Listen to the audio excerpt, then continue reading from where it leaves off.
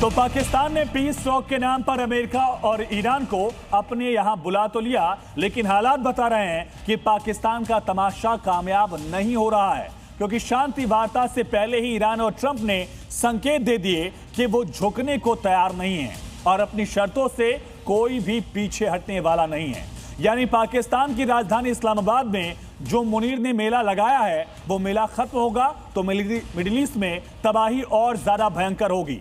और ऐसा हम क्यों कह रहे हैं, इस रिपोर्ट के जरिए समझिए पाकिस्तान में पीस टॉक हिट या फ्लॉप।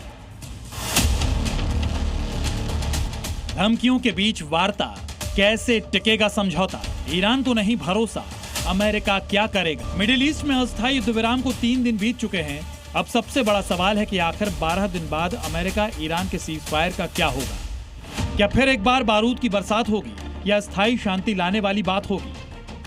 इस्लामाबाद में वैसे तो शहबाज एंड मुनीर कंपनी ने पूरा माहौल बना रखा है। पूरी दुनिया में आतंक और दहशत से अपनी पहचान वाला पाकिस्तान खुद को बड़ा शांतिदूत दिखा रहा है। अमेरिका और ईरान दोनों का प्रतिनिधिमंडल इस्लामाबाद में मौजूद है। अमेरिकी डेलीगेशन को उपराष्ट्रपति जेडी वेंस लीड कर रहे हैं, तो ईरानी संसद के स्पीकर बाघेर गलीबफ ईरानी डेलीगेशन की अगुवाई कर रहे हैं। दोनों पक्षों से शहबाज शरीफ की बातचीत हुई है। उसके बाद दोनों तरफ के मैसेज एक दूसरे को पहुंचाएगा।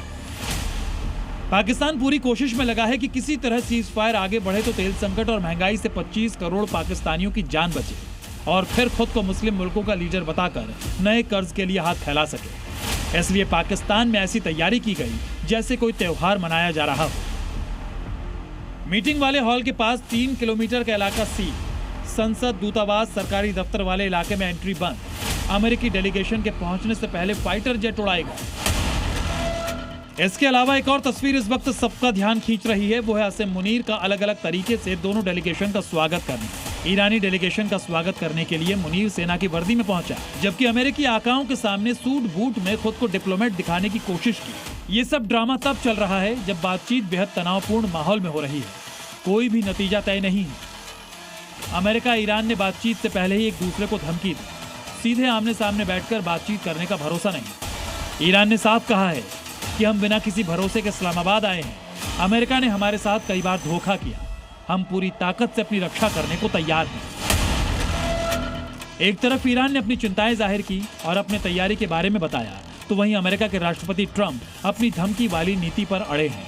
ट्रंप ने कहा, अमेरिका की सेनाएं मिडिल ईस्ट में बनी रहेंगी। ईरान नहीं माना तो फिर हमला करेंगे। ईरान के पास दूसरा कोई विकल्प नहीं है। ईरान को न्यूक्लियर हथियार पर पीछे हटना होगा। अब सवाल यह है कि इन धमकियों के बीच जब इस्लामाबाद से ईरानी डेलीगेशन दुनिया को अपने जख्म दिखा रहा है, अपने विमान में बमबारी में मारे गए बच्चों के बैग और जूते लेकर पहुंचा, और उधर ट्रंप अभी भी मिडिल ईस्ट और हथियार बढ़ाने की बात कर रहे हैं, जब दोनों पक्ष एक दूसरे को सुनने समझने को तैयार नहीं है, तो इस बैठक से समाधान की कितनी ही उम्मीद हो सकती है। ब्यूरो रिपोर्ट, जी मीडिया।